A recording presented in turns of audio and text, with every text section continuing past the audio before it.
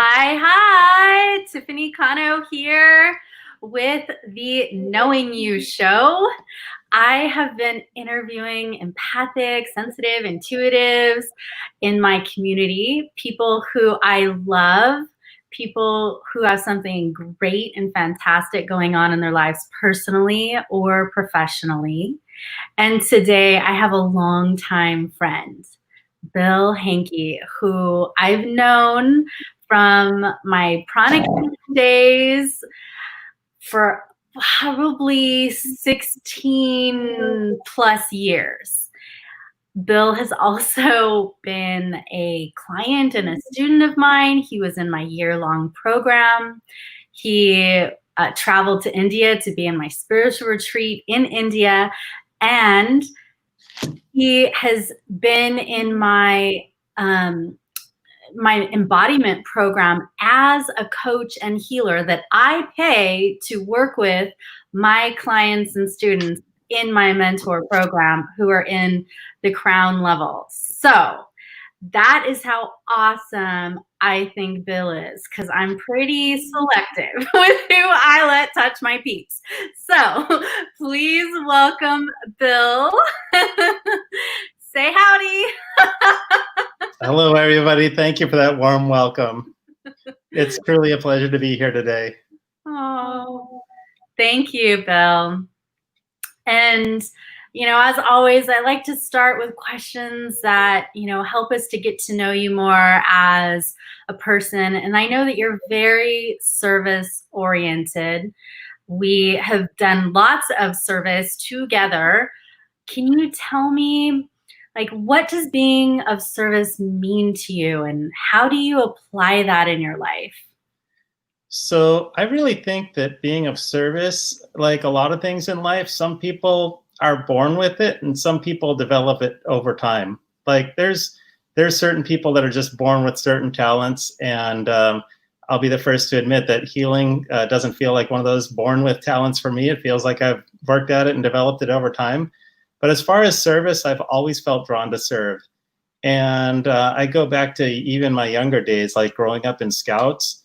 Like one of the things that I liked best about my time in Boy Scouts was that we did so much community service, and I felt so good because we were always helping people. And even one of the things in Scouting is called Do a Good Turn Daily, where every single day you're supposed to look for something good that you can do for somebody.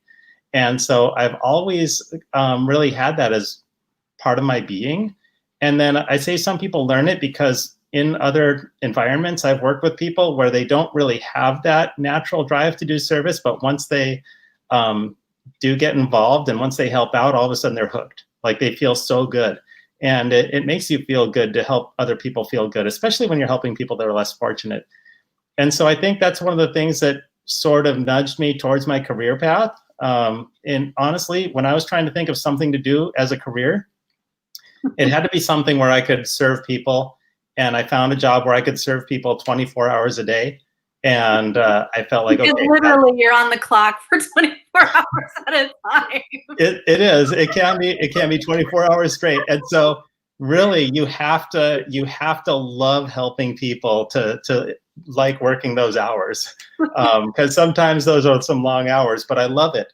Working in the fire department, I wouldn't trade it for anything. And it really, it makes me feel great. So that's why as I moved into the healing world, it was just such a natural step, because all of a sudden now I can be of even more service. And I can do healing 24 hours. So that's kind of why I got hooked. Once I got into healing, it hooked me quickly.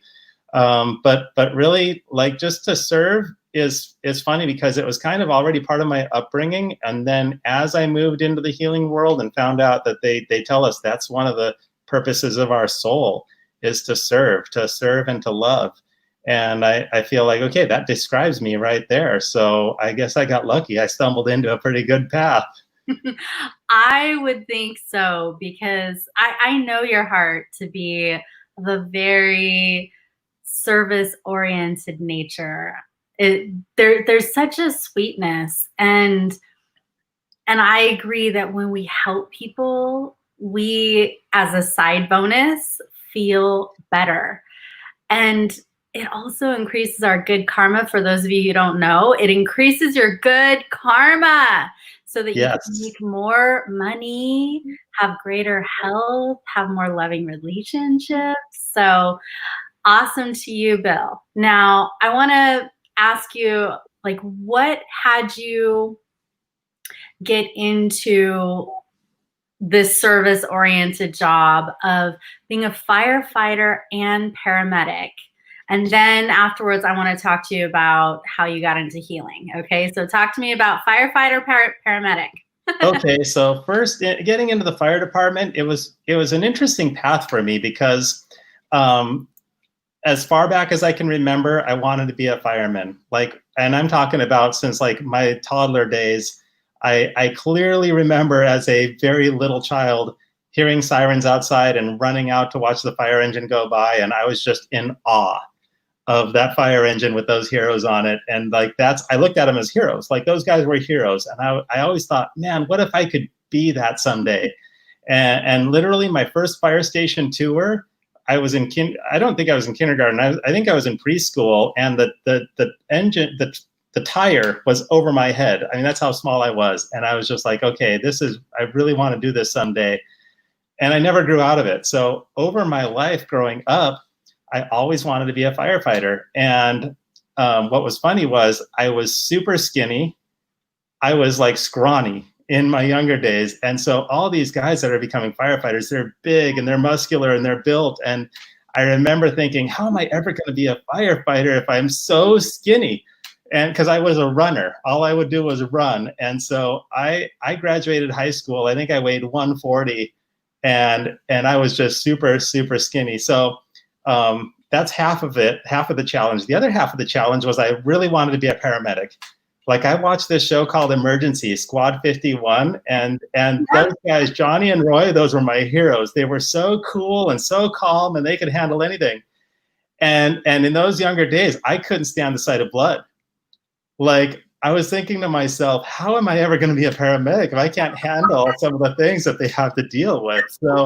So I had my own two hurdles to overcome.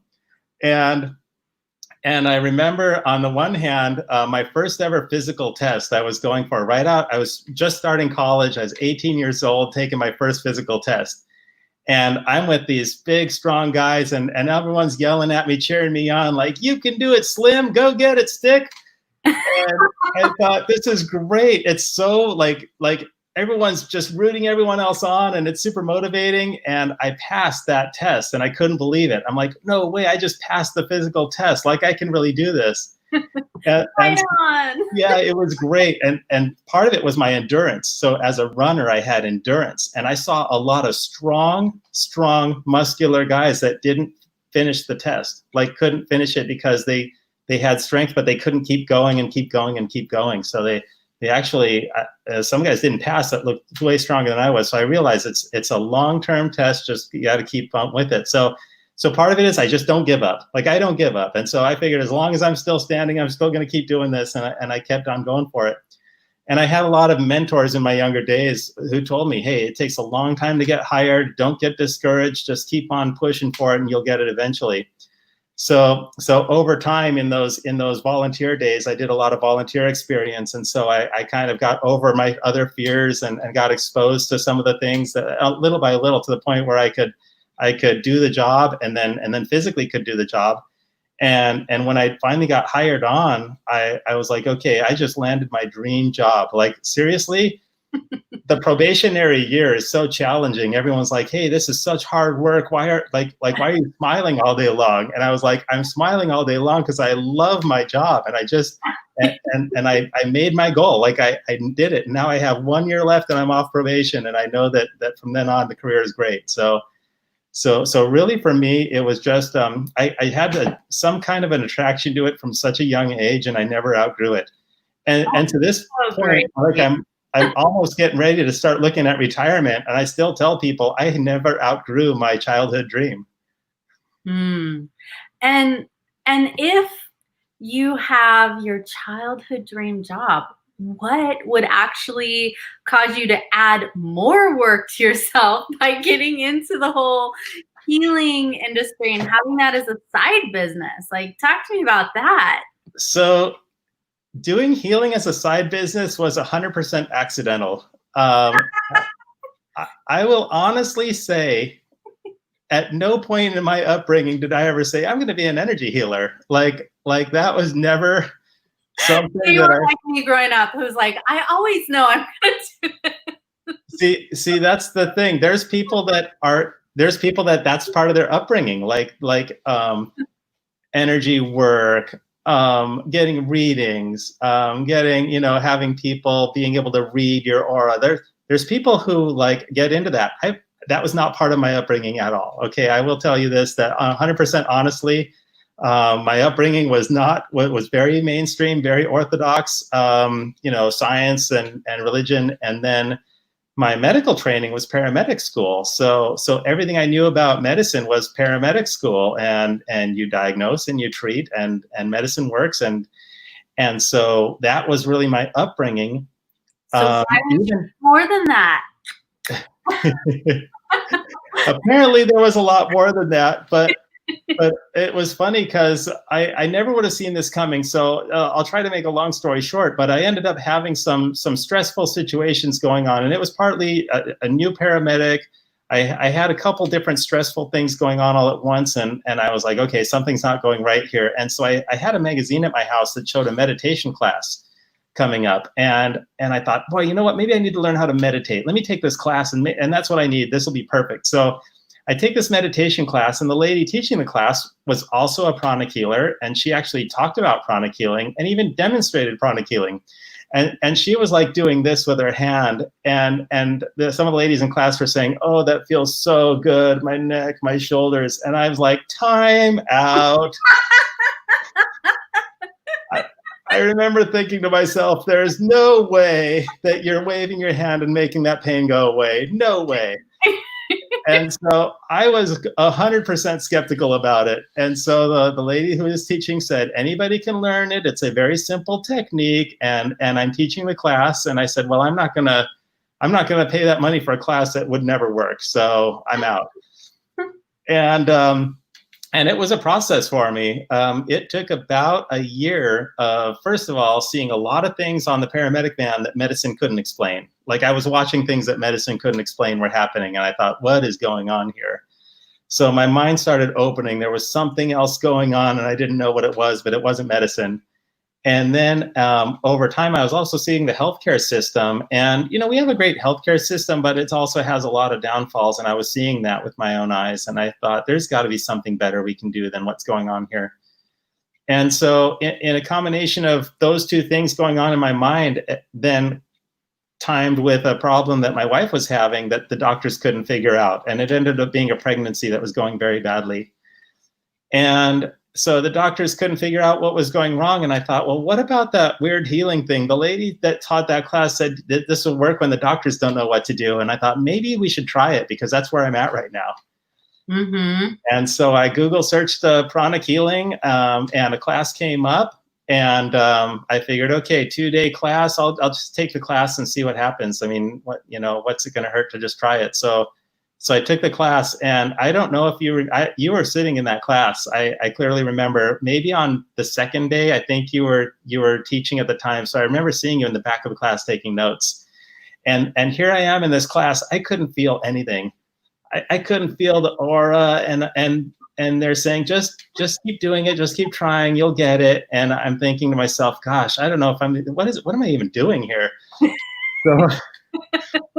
So I went home and started trying it on my wife, and she started feeling better. And I'm like, well, she just doesn't want to hurt my feelings because I know this didn't do anything.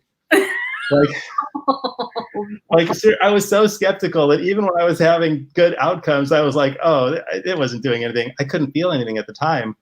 And so really with other people, my wife's family started trying it. They started referring to their friends, and I was actually starting to watch actual results that I could witness with my own eyes. Like I could see range of motion improving, and I could see swelling going away. And once I saw that happening, I'm like, oh my gosh, this is really working. Like, holy mackerel. And over time, I started being able to feel the aura, but really just by word of mouth, I got to do so many healings, and they were coming out so well that I started realizing, like, look, I really like what I'm doing as a paramedic, but what I'm doing right now with this pranic healing, it is working way better for people than even medicine is, and it's not invasive. There's no side effects. It's not causing anyone any harm, and it's not taking up a hospital bed, and they're having better outcomes. Like, I could name like a dozen things right off the top of my head why this was so much better. And I thought to myself, this is what I'm doing. Like, I'm doing this.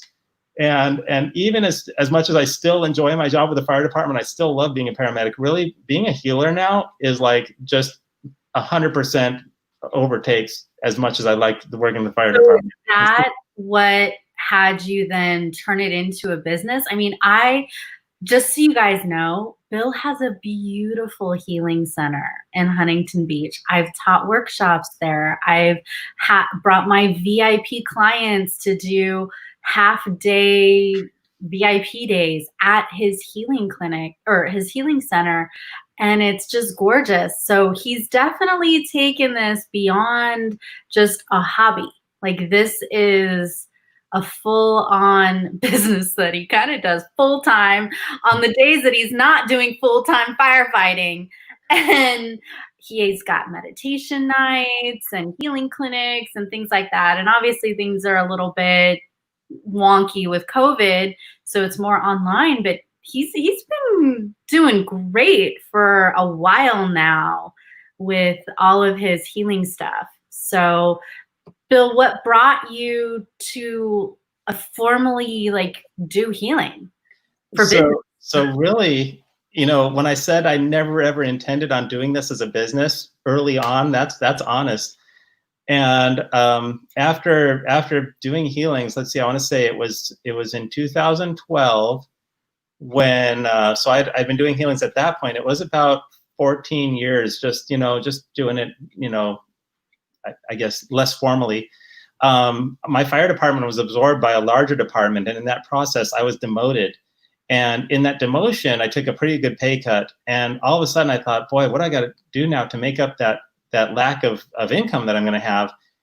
Well, I'm already doing healing, and I love doing my healings, and I have a lot of people. And I wasn't really, at that point, I was still kind of resistant to receiving payment for healings. And I thought, you know what, people want it. They want a good healing. They're paying for good healings, and I'm doing good healings.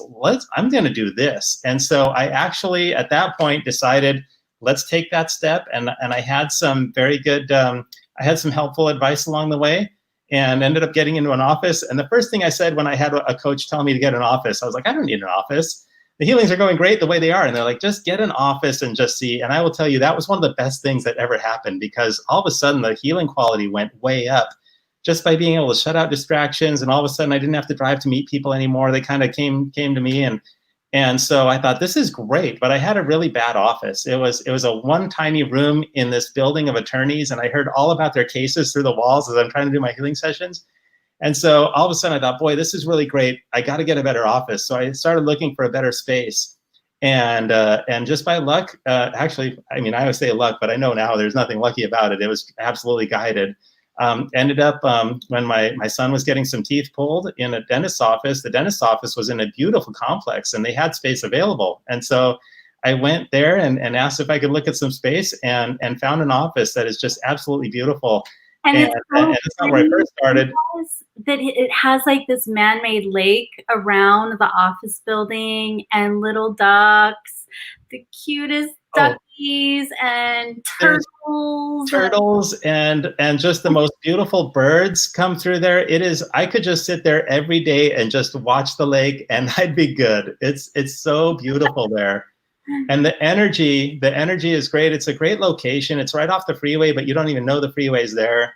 But really, the energy is so nice. In that whole building, most of the people there are either doctors, chiropractors, massage psychologists. There's just a lot of healing people in that building.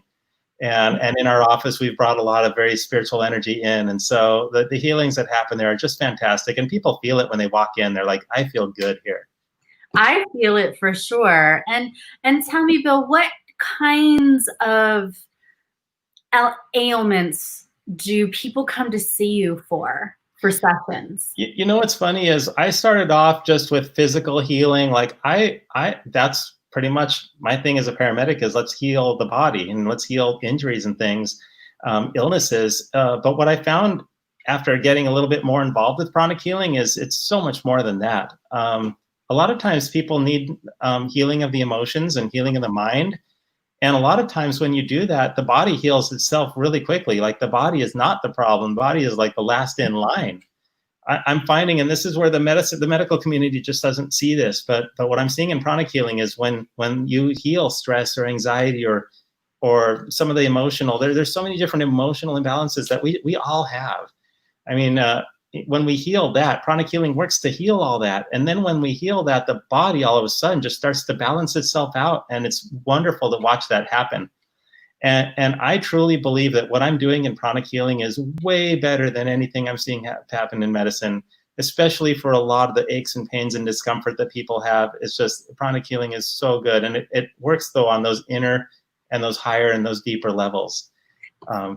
I'm a little biased given that Yeah. I was an instructor of that when you and I met, and I love these protocols. And I want to tell you that Bill has a really awesome gift for you guys. So Bill, can you tell us about your gift? Yes. So this is funny because my first ever, one of my early coaches in business said, don't give away stuff for free. You devalue yourself and your time and all this, that, and the other thing. And honestly, there were some times I just wanted to give. I just wanted to give a person a chance to try a healing session. And against that advice, I gave some free healing sessions. And some of those free healing sessions have turned into some of my best clients and best friends. Like best relationships over the years have started with a free healing session that I offered.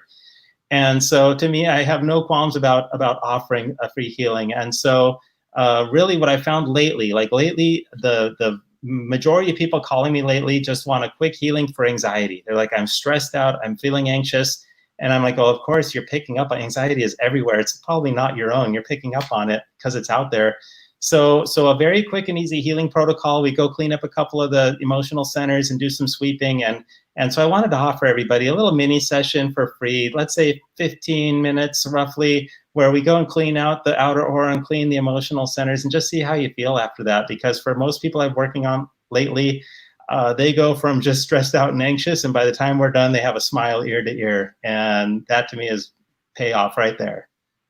So I'm offering a free mini session for anyone in the group that would like to. I believe there's a way to reach out and get a hold of my assessment page. Reach out to me that way, and I'll contact you, and we'll set up a mini session. That can be distantly. We don't have to meet in person for that.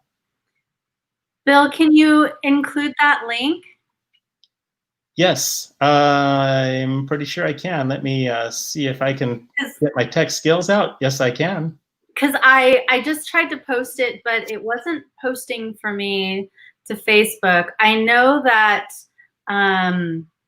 we have to give permission for Facebook to post. I was just wondering if yours would go through or not. Okay, let me give it a try. I'll see if I can bring it up here.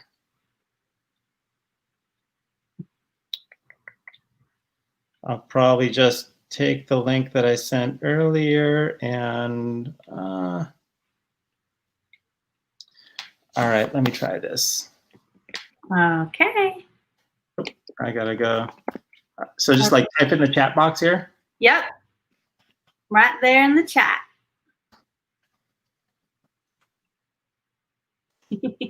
Okay, let's try this. Okay. That should take you there. If it doesn't, there's a big button on our assessment. Comes up on the homepage. Even if you just come up to the homepage on PranaMedics.com and click assessment, you can just put your contact info and send it. If you want, you can answer the questions that are on there. I put those questions because a lot of times it'll help me to kind of steer the healing session if there's anything specific people want to work on. And I tell people this all the time, like there's people who can read the aura. There's people who can read your energy. You might know one of those people. I don't know. Well, I might be one of those people. You might be really good at that. And I'm not one of those people, okay? I don't do that. So people are like, well, can you tell? Now, sometimes I pick up on things while I'm doing a healing session, but But really, for me, I with my hands, whatever I feel we need to clean up, we clean up. And so some people want to keep private what they have going on, and I like to think that's okay. Like, I don't need to know what if there's a confidential issue, I don't need to know it. Let's just do the healing and see if we can just pull it right out of there. And a lot of people I work with, they like that. Like they don't have to bring stuff up. And I think probably in your experience, you don't need them to bring that stuff up, because I know you can look right into the aura and see that. So, but really, to me, more than anything, I'm so grateful for the healings that I do. Like, seriously, there's so much gratitude in me when I do these healings, because I feel like it's something that kind of came up, and I don't take any of it for granted. I'm super grateful for all the blessings that flow through when I do a healing, and grateful for the teachings that I've received that are so simple that even I could learn how to do it. I tell people, if I can learn how to do this, anyone can. But a lot of people come to me for healings. Even a lot of pranic healers come to me for healings. They're like, no, you're really good at healing. And that just makes me feel great, because I'm super, super happy to be able to serve in that way. You're one of the few people that I let do healing on me. You know what? That means a lot to me. So because of that, Bill, that's why I was like, oh, let me have Bill be one of my healers and coaches in my mentor program to help my students, because you're someone that I trust and that I approve of the energy that you use when you're working on me. So for those of you who want that free 15-minute assessment and healing, click on PranaMedics.com/assessment. And then if you really like Bill, you've got a good vibe of his energy, he's one of 2 of my healers and coaches that work with people in my crown level of the embodiment program, which is my 6-month mentor program. And it starts August 5th. So it's the 1st and 3rd Wednesdays of the month. And I have 2 different tiers. There's the group interactions via Zoom on both of the tiers, but the higher tier, the crown level, you get Bill and you get Ray and you get me for one-on-one healing sessions, as well as the group stuff. So if that appeals to you, then please consider coming to the crown level of embodiment. And for that, you'd go to highlyperceptivepeopleacademy.com/embodiment. And I put that in the chat for you. So hopefully you can see that and, be with Bill, be with me, be with Ray, and take him up on his free 15 minutes, because you'd be surprised how quickly healing can happen when you're open and receptive. So cool. Yeah. Any final words before we wrap up today? More than anything, I'm always looking for different ways to be of service, and to be able to join in this group and to offer healing for those in the group. It's just one more blessing for me to be able to help and to serve. So I'm looking forward to meeting with the folks that want to receive healing, and I will be more than happy to do my level best. And so I'm just grateful and honored to be a part of this group too. Yeah. Me too. Me too. All right. Well, thank you again, Bill. And for anybody else in my empathic community that wants to be interviewed, just approach me, reach out, and we'll see how I can help you. And, it could be something cool personally, could be some service that you're doing. It could be, something that isn't work related. That's okay. I want to build community. And so if you've missed any of these Knowing You interviews, you can go to my Facebook group, Highly Perceptive People Academy Facebook group, And that is the main place where they will all be. And I look forward to playing and interacting and getting to know you even better. Have a good night. Bye for now.